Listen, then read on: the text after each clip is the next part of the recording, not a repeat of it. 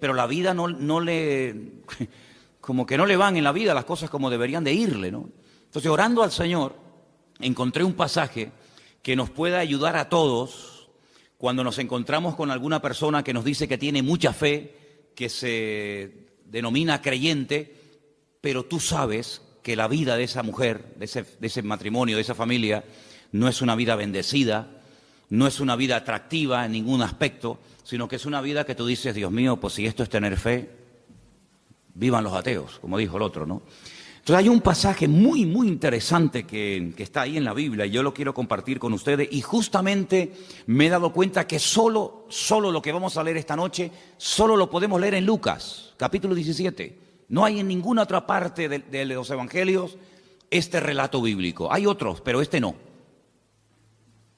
Solamente en Lucas capítulo 17, a partir del versículo 11, encontramos la historia de una sanidad a distancia.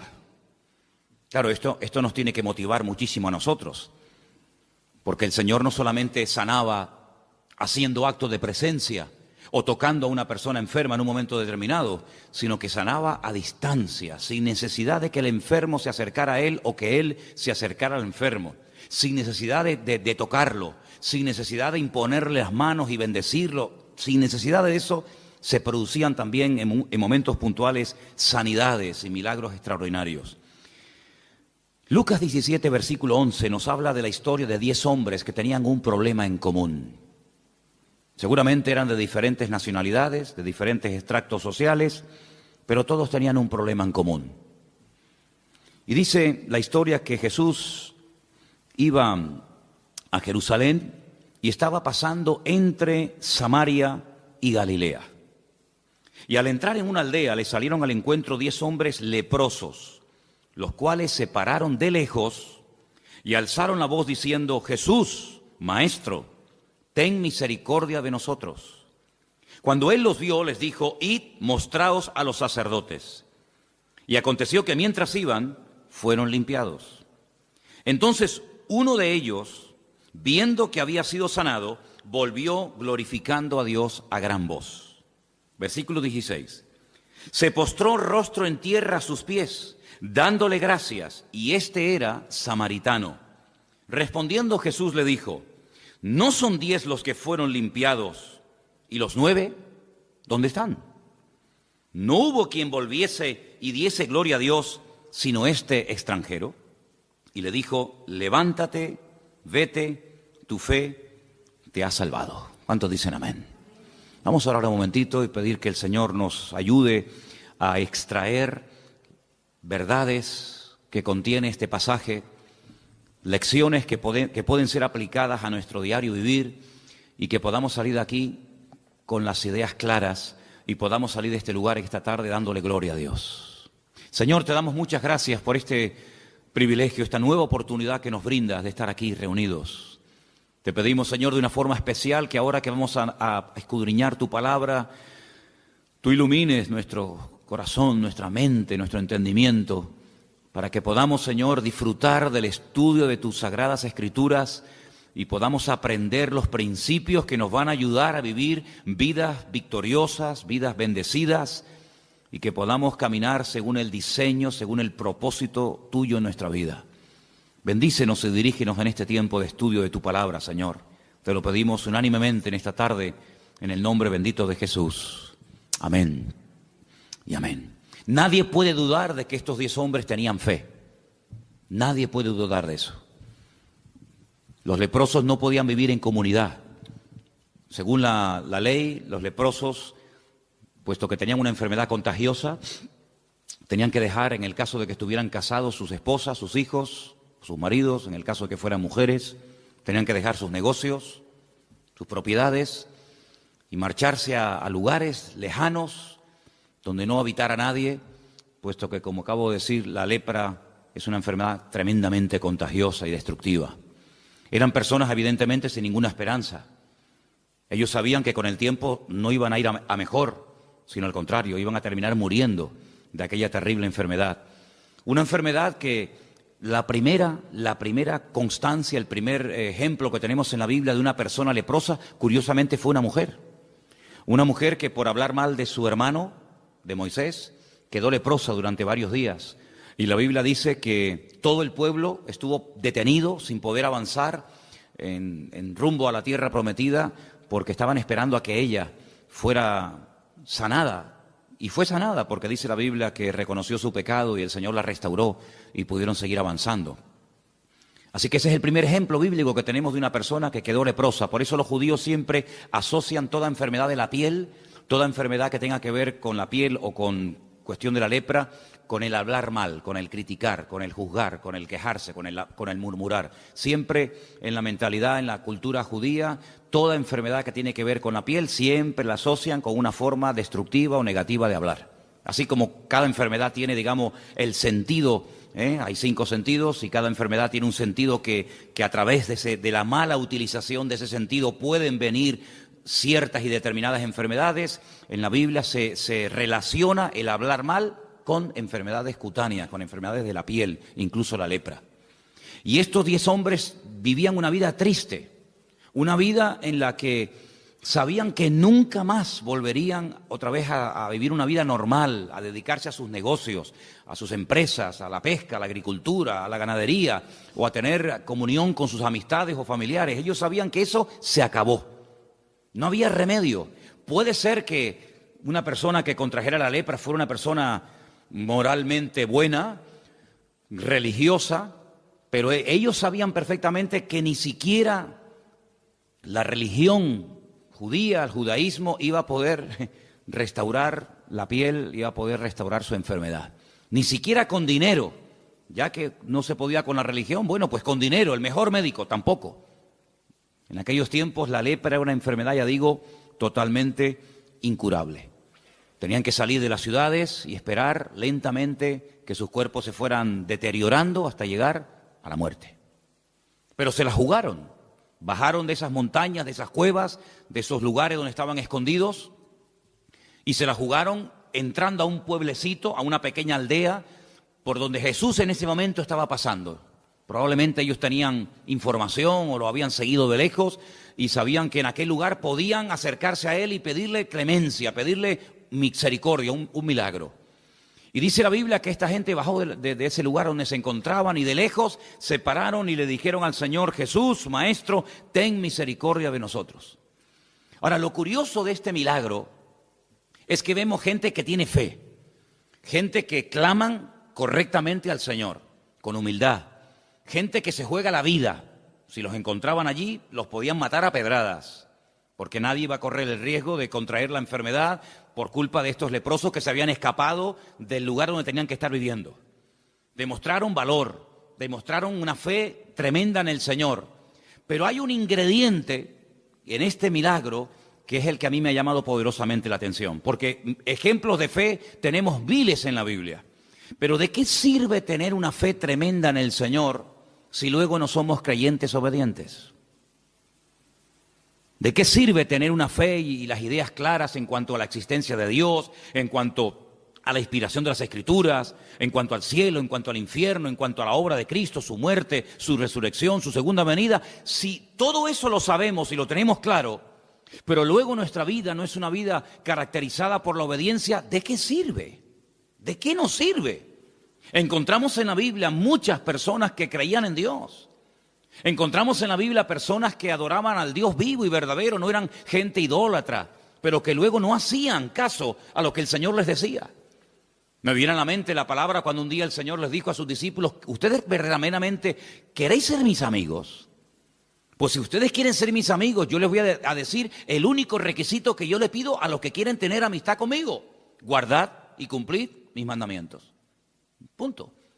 Y Juan escribe años más tarde en una de sus cartas y dice que los mandamientos del Señor no tienen que ser gravosos, es decir, no nos tiene que costar una barbaridad cumplirlos, porque si le amamos, pues para nosotros debería ser un deleite cumplir con sus mandamientos y no ser una pesada carga que parece que aquello más que una bendición es una penitencia, es un castigo.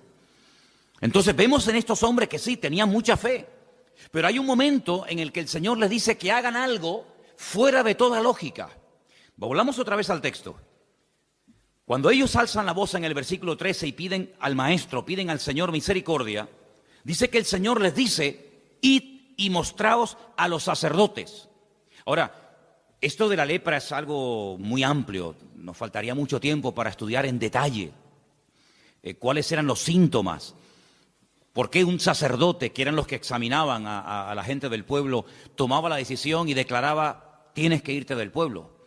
La Biblia nos detalla qué color, qué tamaño tenían las llagas, las heridas, qué síntomas presentaban. Y en el supuesto caso, porque la ley también hablaba de que en el supuesto caso de que esta enfermedad remitiera y quedaran sanados, pues había todo un ritual enorme, que ya me acuerdo que un día lo compartí aquí en la iglesia, de todo lo que tenía que hacer un hombre o una mujer cuando supuestamente se creía y se le declaraba sano. Entraba en un periodo de cuarentena, tenía que cortarse todos los pelos de su cuerpo, las cejas, la barba, el bigote, las pestañas, y todo eso tiene una razón de ser. Tenía que hacer una serie de sacrificios, en fin, un ritual muy interesante, pero vamos, que no viene al cuento ahora. Pero lo que sí quiero destacar es que eran los sacerdotes del pueblo de Israel los que te declaraban enfermo o los que te declaraban sano. Si te declaraban enfermo, amigo, tienes que irte inmediatamente. No puedes posponer esto para el año que viene, porque cuanto más tiempo tardemos en tomar, peor nos puede ir a todos. En el supuesto caso de que ellos te declararan sano, tenías que entrar en un periodo de tratamiento y confirmar efectivamente que aquello había sido un auténtico milagro. Ahora, si notamos el pasaje, lo hemos leído ya detenidamente, notamos que cuando el Señor le dice a los leprosos, id y mostraos a los sacerdotes, les está dando una orden. Pero ellos no han sido sanados. Ellos no han visto sus manos, sus heridas, sus cicatrices, y han visto que automáticamente han desaparecido. Y bueno, pues tenemos que ir, lógicamente, porque tú dices que has sido sanado, pero el que te tiene que declarar sano son los sacerdotes. No es que mañana te vas otra vez a vivir a la casa con tu mujer o con tus hijos, sino que tienes que pasar previamente por la consulta del sacerdote. Y cuando uno ha sido sanado o cree que ha sido sanado, el ir al sacerdote, pues es lógico. Pero es que ellos no han sido sanados. Cuando ellos reciben la orden de id y mostraos a los sacerdotes, es un acto de obediencia. Ya la fe la han demostrado. Por eso han bajado de la montaña, por eso han clamado al Señor, por eso han ido al Señor y no han ido a otra persona. Todo lo han hecho bien. Pero ahora viene el momento de demostrar que ustedes no solamente son gente de fe, sino que son gente obediente. Y cuando se asocia, cuando se mezcla, se junta la fe y la obediencia, amigo, cualquier cosa es posible. El milagro no se produjo instantáneo, como otros tantos, sino dice, mientras iban, fueron sanados. Es decir, cada paso que daban los iba acercando más al cambio, los iba acercando más al milagro. En nuestra vida ha habido cambios que se han producido radicalmente, ¿sí o no? Algunos sí, en unos más, en otros menos. Pero en nuestra vida ha habido cosas que las hemos dejado radicalmente, de la noche a la mañana. Pero todos estamos en un proceso, todos, absolutamente. Yo creo que tenemos que aprender mucho todavía. Tenemos que aprender a orar mejor. No somos una iglesia fuerte en oración. Sí, oramos, pero no somos una iglesia fuerte en oración. Sí, alabamos, cantamos al Señor, pero aquí hay mucha gente todavía que no sabe adorar a Dios. Y eso es evidente. Y tenemos que por lo menos reconocerlo. Para poder crecer y aprender hay que reconocer. Si no, no somos una iglesia misionera. No tenemos obreros que hayan salido, matrimonios, jóvenes, gente que haya salido de esta iglesia para otros países a abrir campos de misioneros. No somos una iglesia misionera. No somos una iglesia rica económicamente hablando. Somos una iglesia que, bueno, que vamos ahí dependiendo del Señor el día a día, ¿verdad? Hay muchas cosas que tenemos que aprender. Hay mucho camino que tenemos que recorrer. Pero en ese camino se va creciendo no solamente con fe, sino con obediencia. Porque si esta gente tenía mucha fe, pero se hubieran planteado, se hubieran mirado a las caras y hubieran dicho, oye, ¿y para qué vamos a ir a Jerusalén? ¿Para qué vamos a hacer este largo viaje? Pero si es que no ha pasado nada. Mírate las manos, mírate la cara, mírate el cuerpo, mírame yo cómo estoy, si aquí no ha pasado nada. Esto es un disparate, esto es una locura, ir a Jerusalén a mostrarnos a los sacerdotes, ¿a qué? Pero en ningún momento encuentras peros. Y una vez prediqué aquí, no sé si ustedes se acordarán, un mensaje que se llamaba los peros que hay en la Biblia, que hay un montón. Has trabajado, has sufrido, has probado a los que se dicen ser apóstoles, a las habéis hallado mentirosos, pero tengo contra ti que has dejado tu primer amor. Hay un montón de peros en la Biblia, pero en esta historia ni uno. En esta historia no encuentras a uno solo, de los 10 a uno que dijera, oye, esto es un disparate, ¿eh? Esto no será un emocionalismo, ir a mostrarnos a los sacerdotes, pero vamos a esperar primeramente cambiar, vamos a esperar primeramente ver cambios significativos y entonces vamos a Jerusalén. Pero ir sin ver cambios me parece un disparate. ¿Sabes que en la vida hay creyentes que actúan así? Vamos primeramente a ver y luego vamos a actuar. Y el Señor Jesucristo una vez dijo una palabra muy interesante cuando Él dijo, bienaventurados los que creyeron sin necesidad de haber visto previamente. Por lo tanto, en nuestra vida no solamente tenemos que potenciar y utilizar la fe. La fe es un ingrediente y un elemento indispensable, hasta el punto que el Señor dice, sin fe, ya lo sabéis, lo que dice el texto, es imposible agradar a Dios. Pero no nos olvidemos de que mejor que ciertos y determinados sacrificios, mejor que ciertas y determinadas acciones, pues dice el Señor, mejor que todo eso es la obediencia. Porque cuando nosotros estudiamos en su día la vida del primer rey de Israel, de Saúl, Saúl era un creyente, Saúl no era un ateo, Saúl era creyente. Y hay momentos puntuales en los que él va a pedir consejo del profeta Samuel. Y hay momentos en los que hasta se le ve profetizando. Pasó por una persona espiritual, no lo era, pero en ese momento, vamos. Pero sin embargo, la característica fundamental de Saúl es que era un desobediente. Cuando el Señor le da la orden de ir y exterminar a Amalek, de no dejar nada, para llevárselo al pueblo, y cuando al día siguiente va Samuel y le dice, oye, pero no te dije yo que no tenías que traer ni ovejas, ni bueyes, ni nada, ¿esto qué es? Y le echa la culpa a los demás, no, es que el pueblo lo perdonó. No, el pueblo y tú lo has perdonado. Porque si el pueblo en un momento determinado cogió cosas y tú ves que las han cogido, pues para eso estás tú, para decir, no, hoy no se puede coger nada. Pero tú lo has consentido, por lo tanto eres copartícipe de la desobediencia del pueblo. Luego, viendo que por ahí no le van bien las cosas, cambia y entonces lo que dicen, bueno, es que hemos perdonado, el pueblo ha perdonado lo mejor del rebaño para presentarlo en sacrificio al Señor. Y es cuando el profeta Samuel le dice, pero mira, qué sacrificio, pero si lo que tú has hecho no tiene justificación alguna. Es decir, tú puedes presentar 20.000 sacrificios, pero sigues siendo un desobediente. Y mejor que los sacrificios es obedecer al Señor. Y vemos que es una persona que tenía un potencial tremendo, pero echó a perder su vida porque era un desobediente, no porque era un ateo, era un creyente, pero un creyente desobediente. El otro día, cuando teníamos la reunión por Skype con los hermanos de Israel, les compartí acerca del libro de Jonás. Sí, era un profeta de Dios, un profeta verdadero. Hombre, tan verdadero era que el Señor lo llama para que vaya a una ciudad a predicar la palabra, pero se niega, no quiere ir. Va al lado contrario. ¿Por qué? Porque es un profeta desobediente. Luego, incluso una persona puede estar en el ministerio, llamarse pastor, apóstol, profeta o lo que sea, y ser, en el fondo, un desobediente. Incluso hasta vimos en el libro que se enfada con el Señor cuando la ciudad se convierte. Y el Señor, lógicamente, cuando ve que se han convertido y se han arrepentido de corazón, pues los perdona. Y entonces salta Jonás y dice, ve, yo lo sabía. Yo lo sabía que tú eres un Dios misericordioso y clemente, lento para la ira, grande en misericordia, y yo sabía que los ibas a perdonar. Y está diciendo en otras palabras, es que yo quería que los condenaras. Yo no quería que se arrepintieran y tú los perdonaras. Entonces, ¿pero qué tipo de profeta es ese? ¿Qué tipo de predicador es ese que se convierte en una ciudad entera y se enfada? Entonces, ¿qué es lo que tú querías? Pues que le viniera el palo encima. Y me llamaba la atención que cuando el Señor confronta a Pedro, en aquella conversación que tiene con él en el mar de Galilea, y le dice, Pedro, ¿tú me amas? Y le dice, sí, Señor, tú sabes que yo te amo. Y muchas veces cuando hablamos de este encuentro, de este momento de restauración, pues decimos lo que acabo de decir yo ahora. Pero es que realmente no dijo eso exactamente el Señor, sino que le dice, Pedro, hijo de Jonás. Y ahí nos damos cuenta de que el padre de Pedro se llamaba Jonás.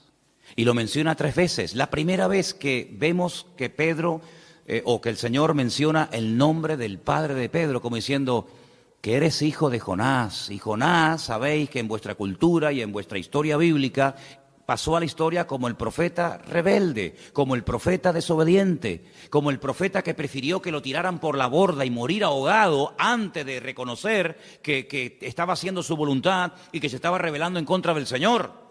Y que se enfada con el Señor cuando la gente cambia de vida y se convierte. Hijo de Jonás, que tú estás actuando con el espíritu de Jonás. Y cada vez que en nuestra vida hay un acto de rebeldía, cada vez que en nuestra vida, pues claro, negar la fe sería un disparate, sería una apostasía el negar la fe. Eso no lo vamos a hacer, Dios nos libre. Pero desobedecer es mucho más fácil que ser un apóstata. Porque ¿cómo voy a apostatar de la fe? ¿Cómo voy a negar a Cristo que me salvó y me redimió con su sangre? ¿Cómo voy a apostatar de la salvación? Es una cosa impensable. Pero ¿y cuántas veces hemos desobedecido, hermanos? Parece como que no le damos tanta importancia. Sí, el apóstata, oh, madre mía, negó al Señor, traicionó al Señor, vendió al Señor. Y eso lo elevamos a la máxima potencia. Pero es que hay algo peor. Y es ser un creyente desobediente. Y dice el Señor que para Él eso es algo tremendamente, es terrible. Y el Señor no permitió bajo ningún concepto que este hombre siguiera en el trono por ser un desobediente. Luego, lo que para nosotros a lo mejor no es tan grave, para el Señor es gravísimo. ¿Te das cuenta? Y también lo que para nosotros puede ser algo terrible, pues el Señor a lo mejor no le da tanta importancia como tú y yo le damos en alguna ocasión. Así que en este pasaje vemos esa combinación extraordinaria. Fe y obediencia. Y mientras iban, dice la Biblia, que fueron sanados. Sanados a la distancia, sanados progresivamente. Y algo muy importante que se da aquí.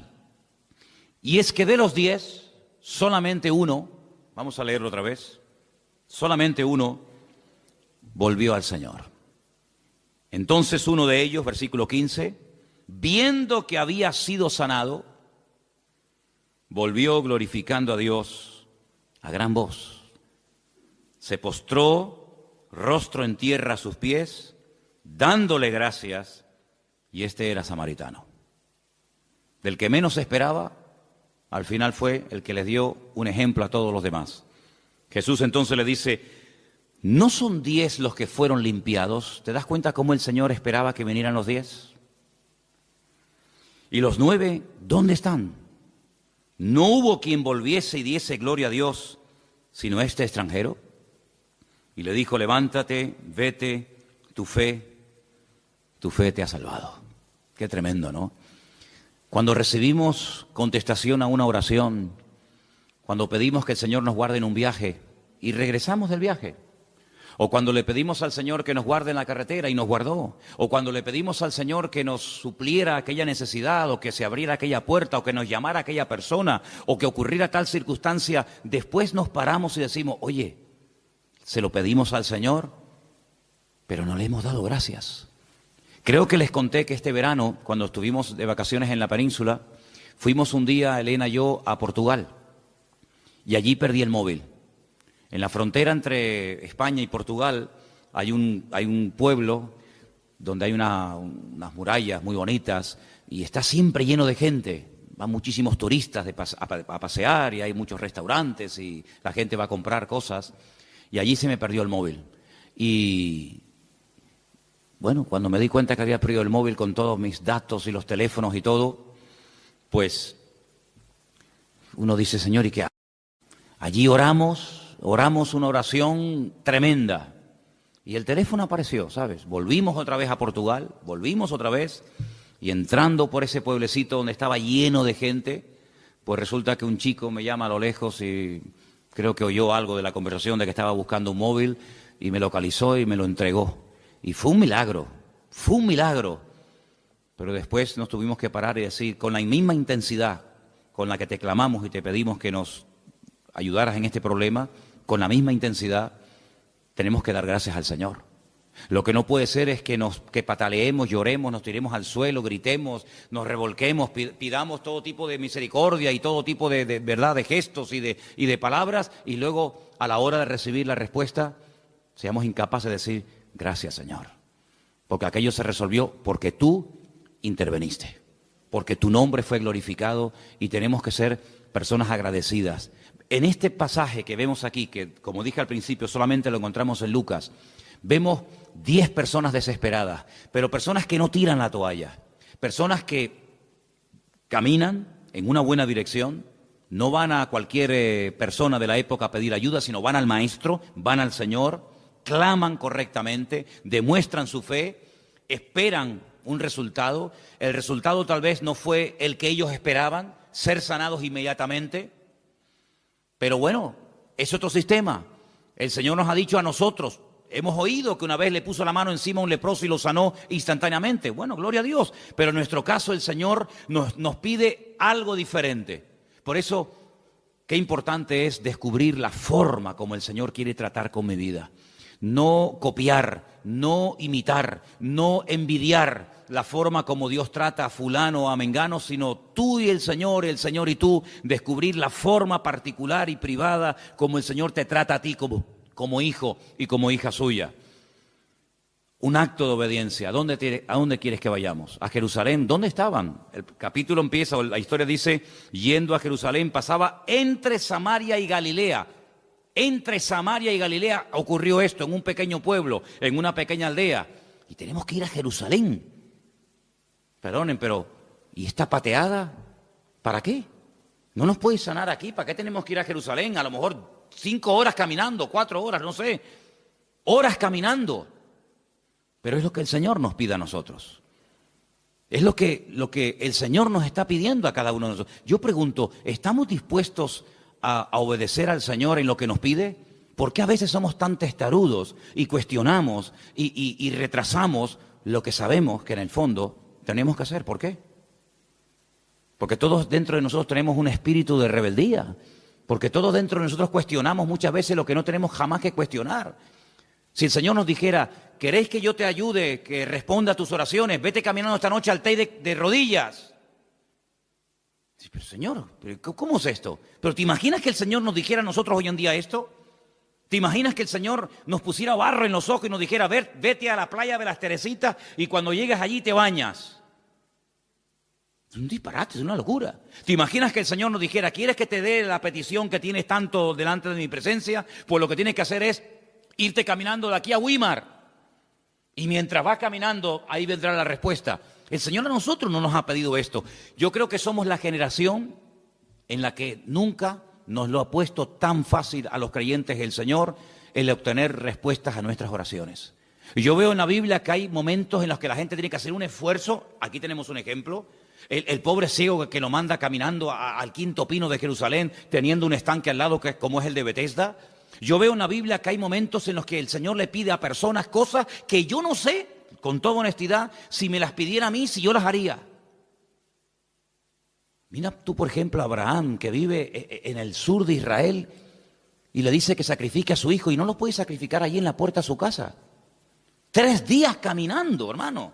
3 días caminando. Y 3 días después de vuelta, para subir a un monte a sacrificar a su hijo. Pero bueno, ¿y qué más da matarlo aquí que matarlo allá, que matarlo en la puerta de mi casa, que matarlo encima de la cama? No cuestiona, sino se levanta bien temprano a la mañana, se pega 72 horas caminando. Un señor ya mayor, que podía decir, pero Señor, pero yo tengo otras cosas que hacer. Tengo criados, tengo una mujer, tengo otras cosas que hacer en la vida. 3 días caminando. Pero él aprendió a obedecer a Dios. Y aprender a obedecer cuando lo tenemos claro, o cuando nos va a favor de la corriente, o cuando nos gusta, eso no cuesta nada. Pero yo creo que nuestro nivel de madurez se demuestra no tanto por la fe que tenemos. Porque fe, si no tenemos a estas alturas fe, pues menudo problema tenemos. Yo creo que el problema que tenemos hoy en día los cristianos no es tanto con la fe, sino con la obediencia. Porque la fe es como algo abstracto, ¿no? Decimos que tenemos fe y no tengo que hacer nada para demostrar que la tengo. Pero la obediencia, sí tenemos que hacer una serie de cosas para demostrar que verdaderamente somos creyentes obedientes. Y es ahí donde se marca la diferencia. Porque una fe que no actúa en obediencia es una fe muerta. Entonces puede ser, no digo que siempre sea así, pero no puede ser que hay cosas en nuestra vida que aún no se han resuelto. Respuestas a oraciones que aún no han sido contestadas. Porque sí, tenemos fe, se lo hemos pedido al Señor, pero no estamos actuando como el Señor nos pide que actuemos. Entonces no detengamos bendiciones de Dios para nuestra vida por nuestra falta de obediencia al Señor. Porque la obediencia es lo que marca la diferencia. Cuando el Señor ve que estamos dispuestos al esfuerzo, dispuestos al sacrificio, y yo me pregunto, ¿hasta qué punto nosotros estaríamos dispuestos a sacrificarnos por su obra? ¿Hasta dónde seríamos capaces de llegar? ¿Hasta dónde seríamos capaces de esforzarnos? ¿Hasta dónde seríamos capaces de aguantar, de obedecer y de ir en actos de obediencia? ¿Hasta dónde? Cada uno de nosotros evidentemente es un mundo, no hay dos iguales, eso está más claro que el agua. Esto es como los hijos, puedes tener 20 y los 20 son diferentes. En las ovejas pasa lo mismo, en las iglesias pasa lo mismo, no hay dos creyentes iguales. No hay dos creyentes, aunque lleven toda la vida en la misma iglesia, con el mismo pastor, en la escuela dominical, en los jóvenes, pero no hay dos creyentes iguales. ¿Hasta qué punto nosotros estaríamos hoy dispuestos a esforzarnos y a sacrificarnos por la obra del Señor? ¿Hasta qué punto? Bueno, pues es ahí donde yo creo que tenemos que madurar. Porque si yo les pregunto, hermano, ¿ustedes tienen fe? ¿Qué responderían ustedes? Sería bueno que me respondieran. ¿Qué tal está el tema de la fe? ¿Verdad que no hay problema? Claro, ¿quién va a tener problemas con la fe? Además, ¿quién sabe cuánta tienes o cuánta no tienes? Y eso es una cosa que solamente ve el Señor. Pero ¿y la obediencia? Hermano, que mañana hay que venir a pintar a la iglesia. Ay, amigo, ¿y por qué tengo que ir yo? Hermano, mire que mañana hay que hacer tal cosa. Mire, hermano, que tenemos que echar una mano para tirar esto para adelante. Mire, hermano, que tenemos... Ay, amigo, es que es ahí, es que la fe y el cantar, gloria a Dios, y cada uno con la suya, y no pasa nada. Pero es en los actos, es en las acciones, es en el esfuerzo. Y quiero solamente terminar diciendo algo. Cuando el apóstol Pablo dejó de pastorear la iglesia de Éfeso, que ya sé que era complicada, una iglesia muy grande, una iglesia, fíjate tú lo que te voy a decir ahora. El día de la despedida, después de 2 años de arduo trabajo en la iglesia de Éfeso, dice Pablo algo así, tremendo. Imagínate si yo lo dijera hoy, imagínate. Hermano, yo sé que después de mi partida entrarán en este rebaño, en esta congregación, lobos rapaces que no perdonarán al rebaño. Bueno, se entiende, no está pastor, no está Pablo, seguramente algunos aprovecharán el vacío para meterse, no, pero espérate, que hay más. Dice, y también sé que después de mi partida, de entre vosotros, no de fuera, de entre vosotros, se levantarán lobos rapaces que no perdonarán al rebaño. Madre mía, menudo futuro. Y ahora dice Timoteo, y ahora yo me voy, pero tú te quedas. Y él ha escuchado el mensaje de despedida. Pobrecito Timoteo. Timoteo habrá dicho hoy, ¿no puedes dejar a Tito? ¿No puedes dejar a Silas? ¿Me tienes que dejar a mí a bailar con la más fea? Claro, el pobre Timoteo se enferma del estómago al poco tiempo, eso es normal. Los nervios, al poco tiempo lo empiezan a menospreciar, al poco tiempo lo empiezan a infravalorar, tú eres muy joven, tú no tienes experiencia, tú no sirves para nada, y seguramente le habrá dicho a Pablo, Pablo, sácame de aquí, que mira que me van a comer esta gente, mira que no sé qué, que no me valoran, que si soy muy joven, que si soy muy debilucho, que si no sé qué, y Pablo le escribe una carta y que le dice, esfuérzate, amigo, pelea, lucha, echa mano de la vida eterna, aviva el fuego del don de Dios que está en ti, evita discusiones y problemas, evita todas esas cuestiones. Tú cumple con tu ministerio, predica con ganas y sin ganas, eso es lo que significa tiempo y fuera de tiempo. Y no le da ni una rendija de posibilidad para decir, bueno, aleluya, me salgo de aquí corriendo, sino que le dice, esfuérzate, pelea, lucha. Timoteo, hombre de fe. Pablo estaba orgulloso de él, pero tienes que demostrar tu fe, amigo. ¿Y cómo tienes que demostrar tu fe? Aguantando. Y tienes que demostrar tu fe con el esfuerzo y con el sacrificio. Hasta ahora no has demostrado nada. ¿Qué vas a demostrar? Si el que predica, el que comparte, el que abre la obra, el que se lleva los palos, al que meten en la cárcel, al que apalean, al que escupen, al que apedrean es a mí, siempre es al mismo. Pero ahora te toca a ti, y ahora te toca a ti coger el testigo. Yo ya estoy pronto, dice Pablo, el tiempo de mi partida está cercano, pero ahora eres tú el que tienes que pelear y luchar y batallar y dice, y lucha legítimamente, y pone el ejemplo del atleta, y pone el ejemplo del agricultor, etcétera. En otras palabras, la fe se demuestra con los hechos. Las palabras no sirven de nada. Y hay momentos en los que cuando una iglesia empieza, pues sí, todo el mundo habla y todo el mundo propone y todo el mundo sugiere, y eso está muy bonito y está muy bien, pero con el paso del tiempo una iglesia que madura, Una iglesia que crece y una iglesia que avanza no es la iglesia que habla tanto, sino que hace más de lo que habla. Y yo creo que nosotros, queridos hermanos, hemos llegado ya a un punto en nuestra vida particular, ministerial y como congregación en la que tenemos que darnos cuenta de que la fe lo tenemos superado. No es que tengamos una fe a prueba de bomba, ni seamos un experto en fe. No tenemos una fe, pues en fin, como tiene que estar, bien. Pero lo que tenemos que trabajar más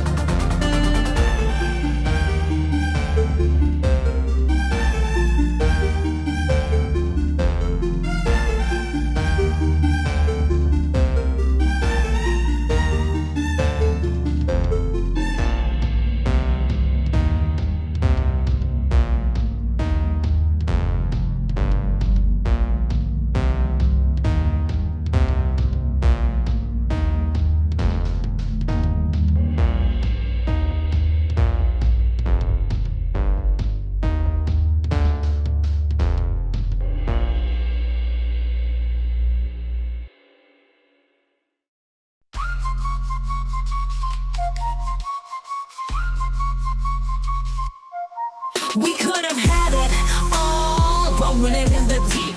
You have my heart inside in your hand and you played it to the beat. Even if I have nothing, oh, haters hate cause I've got it all. Lovers love even when I fall. Haters hate cause I stand tall. Love me, hate me, support or berate me, I don't care, it's all the same. Cause I've climbed so many peaks, it's all become a game. Even if I have nothing at all, haters hate cause I got it all. Lovers love even when I fall. Haters hate cause I stand tall. Love me, hate me, support or berate me, I don't care, it's all the same. Cause I've climbed so many peaks, it's all become a game. Blah, blah, blah. This beat can be polite if need be, but now I'm unleashing my artillery. It says no, I've been holding back, you see. Sacrifice myself, let others be free. Haters gonna hate, it's your new title. Before me you bow, don't try to rival. Don't compare yourself, I've wrong, surpassed you for years, for seasons, for weeks. It's true, oh no, cutting karma cycle. Your world's motive's no longer viable. Two-faced, you act nice to my face. Behind my back, you're a disgrace. Your thoughts pitiful and frightening. Tasted success, now you're enlightening. Think you're a god after dessert. Sorry, I'm not that naive or hurt. I know what's fake and what's real. Could have had it all, rolling in the deep. You had my heart inside in your hand and you played it to the beat. We could have had it all, rolling in the deep. You had my heart inside in your hand and you played it to the beat. My name is not Nashi, action show my drive, but for no problem can't survive. On the first place trophy I left my mark. I got the work, I got the money, I got the respect, I got reborn. Breathing air, feeling gravity's pull. Nothing matters but moving forward, that's my rule. Proving myself again and again. This victory is truly mine to attain. Where will I live? In your eyes. Watch closely as another storm will rise. I won't accept anyone's disdain. No way, okay, nothing can explain how hard I've worked for this success. No way, okay, every drop of sweat is for progress. Persistent, you get a mix of struggle and regret. Shining like with me, another night on big success leads the way.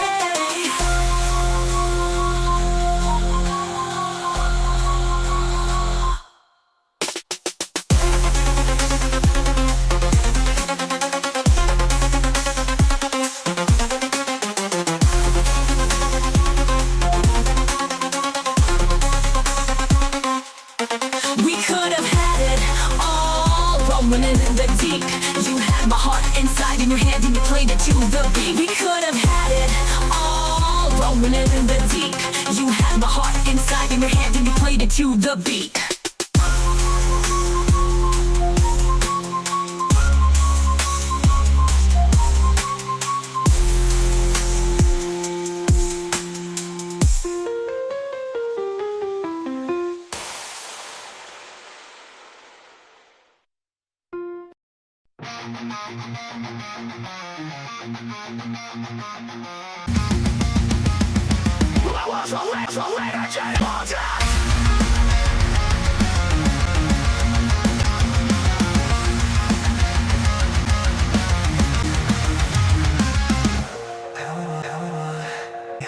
Get lost in my mistakes. Can't I think of anything better? There'd be a way to stop reliving thing that can't be changed. Forget the worst moments and reset. Memories can be the only part of me that be changed. Just let me be free. Just let me be free. Joy flies fly by, don't lean once. Now could I've known any better? There has to way to stop living thing that can't be changed. How do I forget the worst moments and reset? These memories can't be the only part of me. So let me be free. Just let me be free. Just let me be free. Choices fly by, don't mean they once. So now could I have known any better? That I can change it now, just stop and make them go away. Just don't want them